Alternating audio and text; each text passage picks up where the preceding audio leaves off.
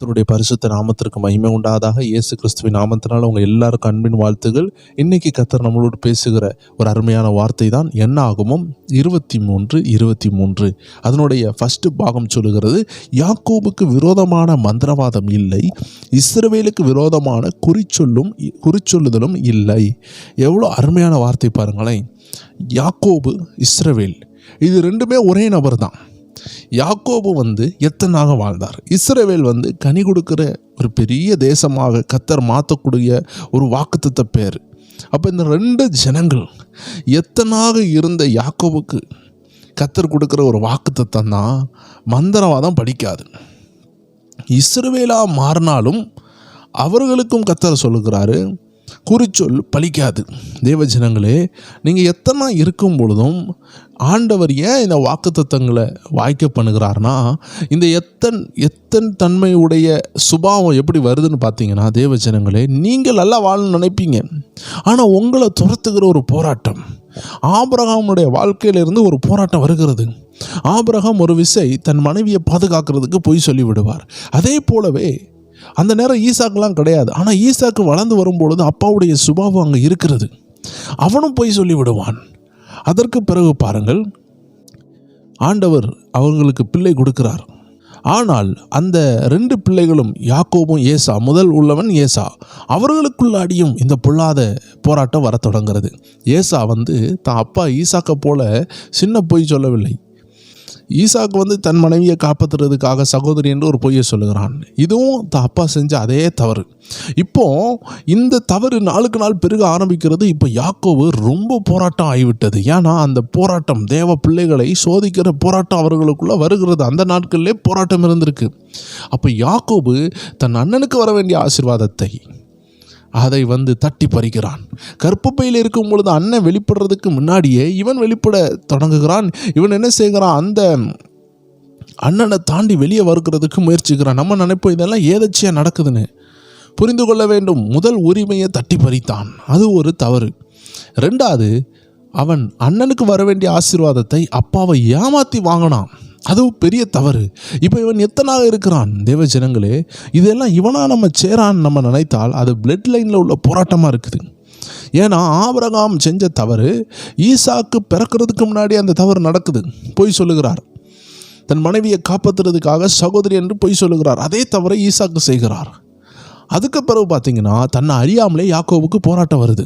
இப்போ யாக்கோவு எத்தனா இருக்கிறதுக்கு ஒரு காரணம், அவன் தான் நம்ம சொல்ல முடியாது, அவனை ஃபோர்ஸ் பண்ணுகிற ஆவிகள் இருக்குது. அப்படி ஃபோர்ஸ் பண்ணாலும் கூட தேவன் அவனுக்கு பாதுகாப்பை கட்டளையிட்டார். இல்லை என்றால் அவன் அவன் துன்மார்க்கனாக வாழ்ந்து அவன் ஆசீர்வாதத்தை வாங்கிட்டு அந்த காட்டுக்குள் போகும் பொழுது அவனுக்கு தரிசனம் உண்டாயிருக்காது. தேவ ஜனங்களே, உங்கள் வாழ்க்கையில் நிறைய போராட்டம் வந்திருக்கலாம். நீங்கள் இதுவரைக்கும் ஏகப்பட்ட தவறுகளில் விழுந்திருக்கலாம். ஆனாலும் உங்களை பாதுகாக்கிறதுக்கு காரணம் என்ன தெரியுமா? உங்கள் மேலே ஒரு அழைப்பு இருக்குது. எத்தனையோ போராட்டம் அல்லவா, கடந்து வந்த பாதையை திரும்பி பாருங்கள். வெளியே சொல்ல முடியாத போராட்டம் அல்லவா, யார்கிட்ட சொல்ல முடியும்? எத்தனை தனிப்பட்ட யுத்தம். இதை குடும்பத்தில் சொல்ல முடியுமா, இல்லை கணவர்கிட்ட சொல்ல முடியுமா, இல்லை மனைவிட்ட சொல்ல முடியுமா, இல்லை பிள்ளைகள் தான் அம்மா அப்பாட்ட சொல்ல முடியுமா, இல்லை அம்மா அப்பா தான் பிள்ளைகள்கிட்ட சொல்ல முடியுமா, இல்லை சில விஷயங்களை பாஸ்டர்கிட்ட தான் சொல்ல முடியுமா? யார்கிட்டையும் சொல்ல முடியாத அந்தரங்க போராட்டங்கள், பண விஷயத்தில், சரீர ரீதியாக, ஆவிக்குரிய ரீதியாக பாதிக்கப்பட்ட அநேக எல்லைகள் இன்னைக்கு இருந்த பொழுது உங்கள் குறைகளை மன்னித்து நீதிமான் 7 தடவை விழுந்தாலும் எழும்பி நிற்பான் சொல்லி, உங்களுக்கு நீங்கள் எத்தனாக இருந்த பொழுதும், உபத்திரவத்தில் இருந்த பொழுதும், புறக்கணிக்கப்பட்டவர்களாக இருந்த பொழுதும் உங்களுக்கு எந்த மந்திரங்கள் சேதப்படுத்தாம உங்களை காத்து கொண்டது கர்த்தருடைய கிருபை. ஒரு நாள் வந்தது, கர்த்தர் யாக்கோபை சந்தித்தார். அப்பொழுது யாக்கோபை ஆசீர்வதிக்கலான்னு பார்க்கும் பொழுது அவன் பேர் எத்தனாக இருக்கிறது, யாக்கோபாக இருக்கிறது.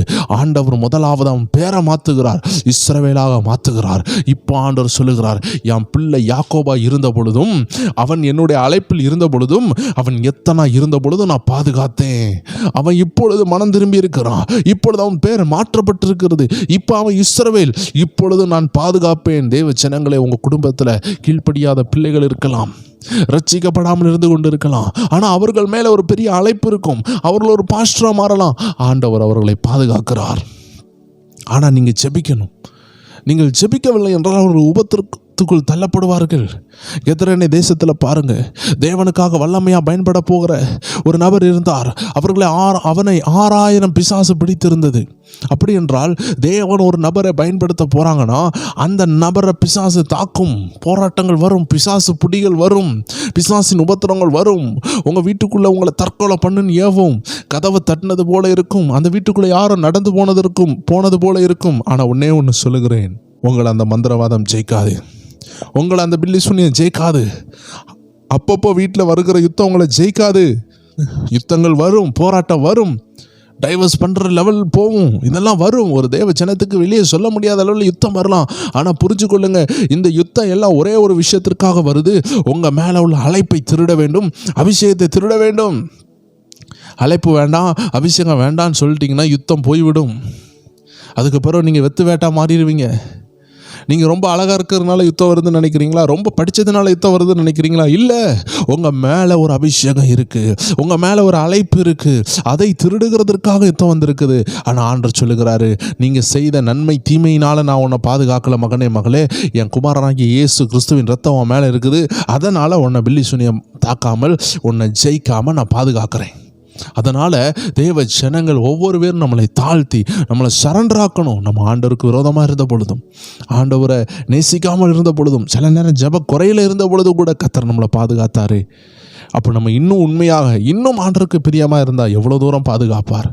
கடந்த நாட்களில் ஒரு சகோதரனை லாரி இடித்து நசுக்கி 100 மீட்டர் அளவு, நான் கொஞ்சம் தான் இழுத்துட்டு போச்சுன்னு பார்த்தா 100 மீட்டர் அளவு இழுத்துட்டு போயிருக்கு. பாருங்களேன், எவ்வளோ வலித்திருக்கும், கிட்னி எல்லாம் செதஞ்சிருக்குது, எவ்வளோ வேதனை அவருக்கு, எவ்வளோ வேதனைப்பட்டிருப்பார்.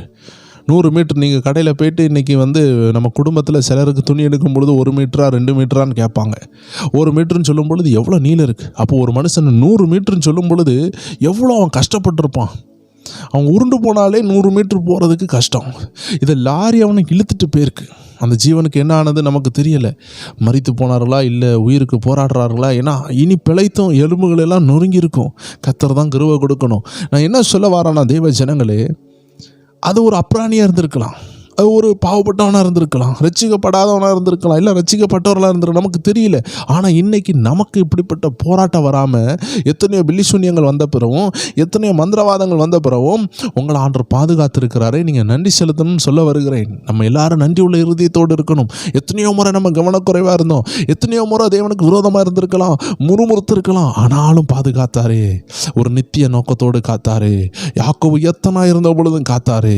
நமக்கு ஆண்டவருக்கு நன்றி செலுத்த. ஏன்னா நம்மளை இதுவரை காத்தது அவருடைய கிருபை. இன்னும் நம்ம நல்லா வாழ்ந்தா, இன்னும் நம்ம ஆண்டவருக்கு பிரியமா வாழ்ந்தா, இதுவரை காப்பாற்றினவர் இனி எவ்வளவு காப்பாற்றுவார் யோசித்து பாருங்க. ஜெபிக்காமல் இருந்த பொழுதும், வேதத்தை மூடி வைத்திருந்த பொழுதும் உங்களை பாதுகாத்தாரே. அந்த நன்றியை நம்ம உணர்ந்து, ஆண்டவரே நான் ஜெபிப்பேன், இன்னும் நான் ஆராதிப்பேன், என்ன ஆக்சிடென்ட்ல பாதுகாத்தீங்க, வியாதிகள்ல இருந்து வெளியே கொண்டு வந்தீங்க, இனி நான் உம்மை மட்டும் சேவிப்பேன், உம்மை போல நன்றி உள்ளவர் யார் ஆண்டவரே இருக்கான்னு சொல்லிட்டு நீங்க ஆண்டவருக்கு உண்மையா இருப்பீங்கன்னா கர்த்தர் உங்களை ஆசீர்வதிப்பார். எல்லாரும் ஜெபிப்போமா? இந்த வாரத்தின் கடைசி நாளில் இந்த வார்த்தையை கேட்டுக்கொண்டு இருக்கிறீங்க. ஆண்டவர் சொல்லுகிறார், இந்த வீக்கெண்ட் அநேகருக்கு இன்றைக்கி லீவ் தொடங்கும். ஃப்ரைடே எல்லாம் வீக்கெண்ட்ஸ் வருகிறது, வேலைகள் முடிகிற நாட்கள். இனி நீங்கள் தனிப்பட்ட ஜெபம் ஊழியங்கள் செல்வீர்கள். நிறைய பேர் சபை நடத்துவீங்க, ஊழியத்தை செய்வீங்க, நிறைய பேர் ஆராதனை கலந்து கொள்வீங்க, சண்டே சர்வீஸ் போவீங்க, திருவிருந்து அட்டன் பண்ணுவீங்க. எதுவாக இருந்தாலும் சரி, கர்த்தர் சொல்லுகிறார், உங்கள் அழைப்பை மறந்து போகாதீங்க.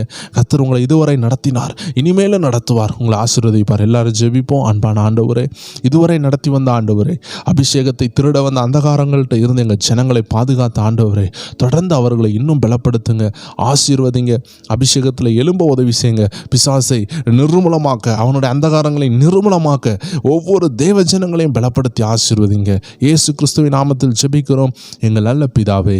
ஆமேன், ஆமேன், ஆமேன். ஆம் தேவ ஜனங்களே, இன்றும் நமக்கு வசனத்தை இருதயத்துக்கு கொண்டு போகிற நிகழ்ச்சி உண்டு, விசுவாச அறிக்கை பண்ணக்கூடிய நிகழ்ச்சி உண்டு. தேவ ஜனங்கள் யார் யாருக்கு வசனத்தை இருதயத்துக்கு கொண்டு போகணும்னு ஆர்வம் வாஞ்சி இருக்குதோ எங்கள் கூட இணைந்து கொள்ளுங்க. நம்ம ஒருமித்து என்ன செய்ய போகிறோம்? அநேக அற்புதங்களையும் தேவனுடைய வல்லமைகளையும் வாக்குத்தத்தங்களையும் அனுபவிக்க போகிறோம். இன்றைக்கி 9 மணி அளவில் நம்ம ப்ரேயர் டைம் சேனலில் இணைந்து கொள்ளலாம். God bless you. Amen, amen, amen.